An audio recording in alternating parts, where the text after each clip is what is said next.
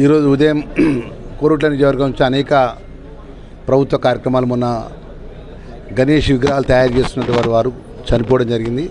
రాష్ట్ర ముఖ్యమంత్రి గారి యొక్క సహకారంతో ఒక్కొక్క కుటుంబానికి 5 లక్షల రూపాయల చెక్కులు పంపిణీ చేసి పార్టీ కార్యక్రమంలో పాల్గొని వస్తున్న సందర్భంలో కోరుట్ల దాటిన తర్వాత మేము లెఫ్ట్ సైడ్కి వెళ్ళి స్ట్రైట్గా ధర్మపురికి వచ్చే పరిస్థితి వస్తే మా ఆపోజిట్గా ఒక కారుకు వెనుక టోషన్ కట్టుకొని వస్తుంటే డైరెక్ట్ నేరుగా వచ్చి మా రైట్ సైడ్ డ్రైవర్ వైపు ఉన్నటువంటి టైర్కు స్పీడ్గా ఢీ కొట్టడం జరిగింది. దాంతో టైర్ ఊసిపోయింది. కానీ మాకెవరికి కూడా, నాకు కానీ కారులో కూర్చున్న వారికి ఎవరికి ఇబ్బంది జరగలే.